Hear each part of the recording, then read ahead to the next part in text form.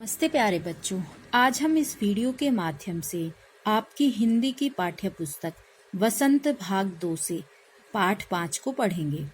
पाठ 5 का नाम है मिठाई वाला। यह एक कहानी है। देखते हैं इस कहानी में क्या बताया गया होगा। चलो अब पाठ को पढ़ते हैं। बहुत ही मीठे स्वरों के साथ वह गलियों में घूमता हुआ कहता, बच्चों को बहलाने वाला, खिलौने वाला। इस अधूरे वाक्य को वह ऐसे विचित्र किंतु मादक मधुर ढंग से गाकर कहता कि सुनने वाले एक बार अस्थिर हो उठते। उसके स्नेहाभिषिक्त कंठ से फूटा हुआ गान सुनकर निकट के मकानों में हलचल मच जाती। छोटे छोटे बच्चों को अपनी गोद में लिए युवतियां चीखों को उठाकर छज्जों पर नीचे झांकने लगती। गलियों और उनके अंतर्व्यापी छोटे छोटे उद्यानों में खेलते और इठलाते हुए बच्चों का झुंड उसे घेर लेता और तब वह खिलौने वाला वहीं बैठकर खिलौने की पेटी खोल देता। ठीक है, आगे है।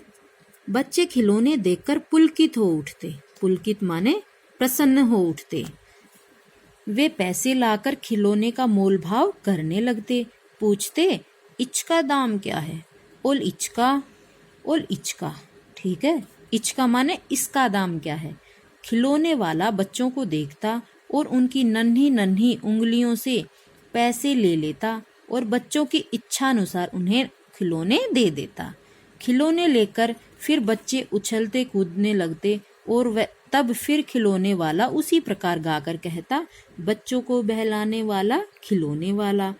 सागर की हिलोर की भांति उसका यह मादक गान गली भर के मकानों में इस ओर से उस ओर तक लहराता हुआ पहुंचता और खिलौने वाला आगे बढ़ जाता। राय विजय बहादुर के बच्चे भी एक दिन खिलौने लेकर घर आए। वे दो बच्चे थे, चुन्नू और मुन्नू। चुन्नू जब खिलौने ले आया तो बोला, मेला घोला कैछा छुंदल है। मुन्नू बोला, ओल देखो मेला कैछा छुंदल है, मतलब मेरा घोड़ा कैसा सुंदर है। दोनों अपने हाथी घोड़े लेकर घर भर में उछलने लगे। इन बच्चों की माँ रोहिणी कुछ देर तक खड़े खड़े उनका खेल निरखती रही, मतलब देखती रही। अंत में दोनों बच्चों को बुलाकर उसने पूछा, अरे ओ चुन्नू मुन्नू, ये खिलौने तुमने कितने में लिए हैं? मुन्नू बोला 2 पैसे में खिलौने वाला दे गया है। रोहिणी सोचने लगी, इतने सस्ते कैसे दे गया है? कैसे दे गया यह तो वही जाने, लेकिन दे तो गया ही है, इतना तो निश्चय है। एक जरा सी बात ठहरी। रोहिणी अपने काम में लग गई। फिर कभी उसे इस पर विचार करने की आवश्यकता भी भला क्यों पड़ती। 6 महीने बाद नगर भर में 2-4 दिनों से एक मुरली वाले के आने का समाचार फैल गया। लोग कहने लगे, भाई वाह, मुरली बजाने में वह एक ही उस्ताद है। मुरली बजाकर गाना सुनाकर वह मुरली बेचता भी है और सो भी 2-2 पैसे में। भला इसमें उसे क्या बचता होगा? मेहनत भी तो न आती होगी। एक व्यक्ति ने पूछ लिया, कैसा है वह मुरली वाला? मैंने तो उसे नहीं देखा। उत्तर मिला, उम्र तो उसकी अभी अधिक न होगी, यही 30-32 का होगा। दुबला पतला गोरा युवक है। बीकानेरी रंगीन साफा बांधता है। वही तो नहीं जो पहले खिलौने बेचा करता था। क्या वह पहले खिलौने भी बेचा करता था? आगे है, हाँ, जो आकार प्रकार तुमने बताया उसी प्रकार का वह भी था। तो वही होगा, पर भाई है वह एक उस्ताद। प्रतिदिन इसी प्रकार उस मुरली वाले की चर्चा होती। प्रतिदिन नगर की प्रत्येक गली में उसका मादक मृदुल स्वर सुनाई पड़ता। बच्चों को बहलाने वाला, मुरलिया वाला। रोहिणी ने भी मुरली वाले का यह स्वर सुना।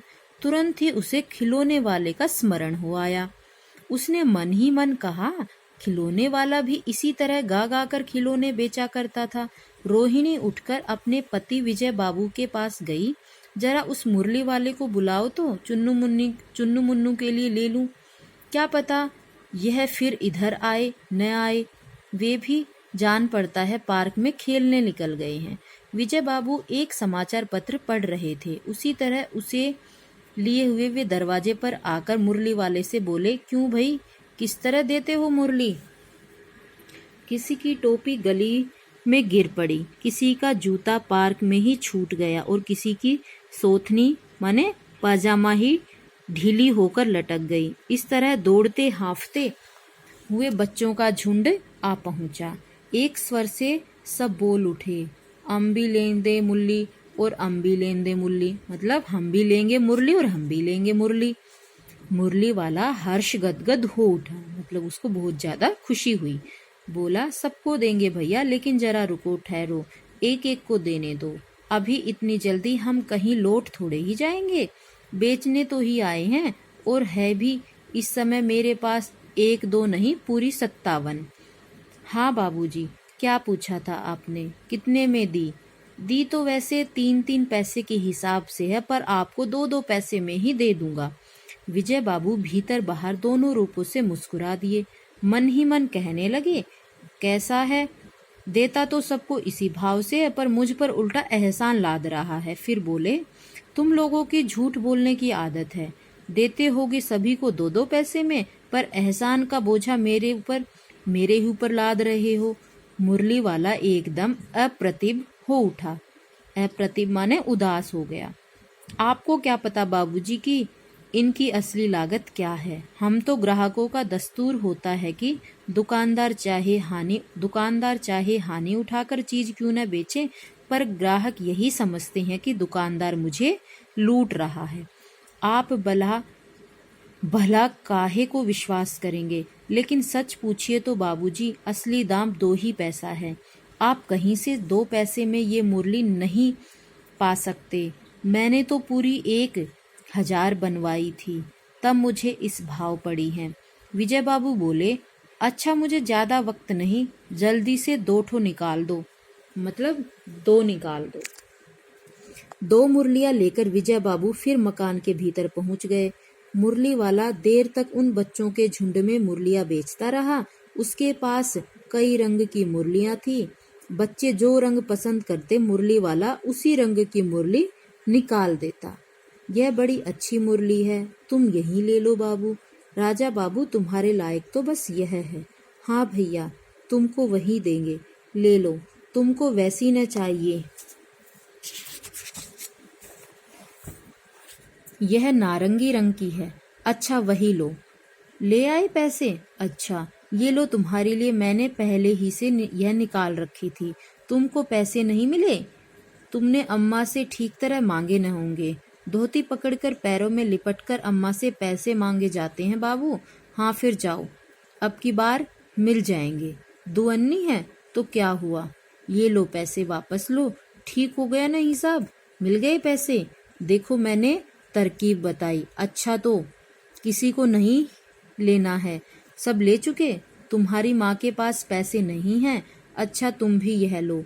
अच्छा तो अब मैं चलता हूँ। इस तरह मुरली वाला फिर आगे बढ़ गया। भाग 3 में क्या है? आज अपने मकान में बैठी हुई रोहिणी मुरली वाले की सारी बातें सुनती रही। आज भी उसने अनुभव किया, बच्चों के साथ इतने प्यार से बातें करने वाला फेरी वाला पहले कभी नहीं आया। फिर वह सौदा भी कैसा सस्ता बेचता है, भला भला आदमी जान पड़ता है। समय की बात है, जो बेचारा इस तरह मारा मारा फिरता है, पेट जो न कराए सो थोड़ा। इस समय मुरली वाले का क्षीण स्वर दूसरी निकट की गली से सुनाई पड़ा, बच्चों को बहलाने वाला मुरलिया वाला। रोहिणी इसे सुनकर मन ही मन कहने लगी, और स्वर कैसा मीठा है इसका। बहुत दिनों तक रोहिणी को मुरली वाले का वह मीठा स्वर और उसकी बच्चों के प्रति वे स्नेहसिक्त बातें याद आती रही। स्नेहसिक्त मतलब प्यार से बोलने वाली बातें। महीने के महीने आए और चले गए, फिर मुरली वाला न आया। धीरे धीरे उसकी स्मृति भी क्षीण हो गई। 8 मास बाद सर्दी के दिन थे। रोहिणी स्नान करके मकान की छत पर चढ़कर आजानुलंबित केश राशि सुखा रही थी। आजानुलंबित होता है घुटनों तक लंबे जिसके बाल हों। केश माने बाल। सुखा रही थी। इस समय नीचे की गली में सुनाई पड़ा, बच्चों को बहलाने वाला मिठाई वाला। मिठाई वाले का स्वर उसके लिए परिचित था। झट से रोहिणी नीचे उतर आई। उस समय उसके पति मकान में नहीं थे। हाँ, उनकी वृद्धा दादी थी। रोहिणी उनके निकट आकर बोली, दादी, चुन्नू मुन्नू के लिए मिठाई लेनी है, जरा कमरे में चलकर ठहराओ। मैं उधर कैसे जाऊं, कोई आता न हो, जरा हटकर मैं भी चिक्की ओट में बैठी रहूंगी। दादी उठकर कमरे में आकर बोली, ए मिठाई वाले, इधर आना। मिठाई वाला निकट आ गया। बोला, कितनी मिठाई दूं माँ? ये नए तरह की मिठाई है, रंग बिरंगी, कुछ कुछ खट्टी, कुछ कुछ मीठी, जायकेदार, बड़ी देर तक मुंह में टिकती हैं, जल्दी नहीं घुलती, बच्चे बड़े चाव से चूसते हैं। इन गुणों के सिवा ये खांसी भी दूर करती हैं। कितनी दूं? चपटी गोल पहलदार गोलियां हैं, पैसे की 16 देता हूँ। ठीक है, आगे है। दादी बोली, 16 तो बहुत कम होती हैं, भला 25 तो देते। मिठाई वाला, नहीं दादी, अधिक नहीं दे सकता, इतना भी देता हूँ। यह अब मैं तुम्हें क्या, खैर मैं अधिक न दे सकूंगा। रोहिणी दादी के पास ही थी। बोली, दादी फिर भी काफी सस्ता दे रहा है, 4 पैसे की ले लो, यह पैसे रहे। मिठाई वाला मिठाइयाँ गिनने लगा। तो 4 की दे दो। अच्छा, 25 नहीं सही 20 ही दो। अरे हाँ, मैं बूढ़ी हुई, मोल भाव अब मुझे ज्यादा करना आता भी नहीं। कहते हुए दादी के पोपले मुंह से जरा सी मुस्कुराहट फूट निकली। रोहिणी ने दादी से कहा, दादी, इससे पूछो तुम इस शहर में और कभी भी आए थे या पहली बार आए हो? यहाँ के निवासी तो तुम हो नहीं। दादी ने इस कथन को दोहराने की चेष्टा की थी कि मिठाई वाले ने उत्तर दिया, पहली बार नहीं, और भी कई बार आ चुका हूँ। रोहिणी चिक्की आड़ से ही बोली, पहले यही मिठाई बेचते हुए आए थे या और कोई और चीज लेकर? मिठाई वाला हर्ष, संशय और विस्मयादि भावों में डूबकर बोला, इससे पहले मुरली लेकर आया था और उससे भी पहले खिलौने लेकर। रोहिणी का अनुमान ठीक निकला। अब तो वह उससे और भी कुछ बातें पूछने के लिए अस्थिर हो उठी। वह बोली, इन व्यवसायों में भला तुम्हें क्या मिलता होगा? वह बोला, मिलता भला क्या है, यही खाने भर को मिल जाता है, कभी नहीं भी मिलता, पर हाँ, संतोष, धीरज और कभी कभी असीम सुख जरूर मिलता है, और यही मैं चाहता भी हूँ। सो कैसे, वह भी बताओ। अब व्यर्थ उन बातों की क्यों चर्चा करूं, उन्हें आप जाने ही दें। उन बातों को सुनकर आपको दुख ही होगा। जब इतना बताया है तो और भी बता दो। मैं बहुत उत्सुक हूँ, तुम्हारा हर्जा न होगा, मिठाई मैं और भी ले लूंगी। ठीक है, ये कौन बोल रही है? रोहिणी, जो चुन्नू मुन्नू की माता जी है। अतिशय गंभीरता के साथ मिठाई वाले ने कहा, मैं भी अपने नगर का एक प्रतिष्ठित आदमी था। मकान, व्यवसाय, गाड़ी घोड़े, नौकर चाकर, सभी कुछ था। स्त्री थी, छोटे छोटे 2 बच्चे भी थे। मेरा वह सोने का संसार था। बाहर संपत्ति का वैभव था, भीतर सांसारिक सुख था। स्त्री सुंदर थी, मेरी प्राण थी। बच्चे ऐसे सुंदर थे जैसे सोने के सजीव खिलौने। उनकी अटखेलियों के मारे घर में कोलाहल मचा रहता था। समय की गति, विधाता की लीला, अब कोई नहीं है। दादी प्राण निकाले नहीं निकले, अब कोई नहीं है। दादी प्राण निकाले नहीं निकले, इसलिए अपने उन बच्चों की खोज में निकला हूँ।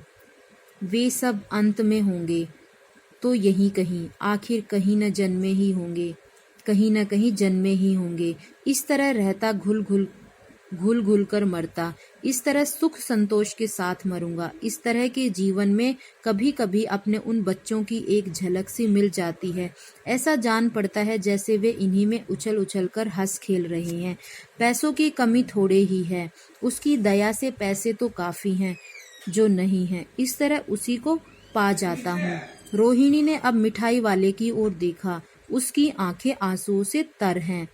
इसी तरह चुन्नू मुन्नू आ गई। रोहिणी से लिपटकर उसका आंचल पकड़कर बोले, अम्मा मिठाई मुझसे लो। यह कहकर तत्काल कागज की 2 पुड़िया मिठाइयों से भरी मिठाई वाले ने चुन्नू मुन्नू को दे दी। रोहिणी ने भीतर से पैसे फेंक दिए। मिठाई वाले ने पेटी उठाई और कहा, अब इस बार ये पैसे न लूंगा। दादी बोली, अरे अरे, न अपने पैसे लिए जा भाई। तब तक आगे फिर सुनाई पड़ा उसी प्रकार मादक मृदुल स्वर में बच्चों को बहलाने वाला मिठाई वाला। तो ये कहानी हमारी यहीं पर समाप्त हुई। धन्यवाद।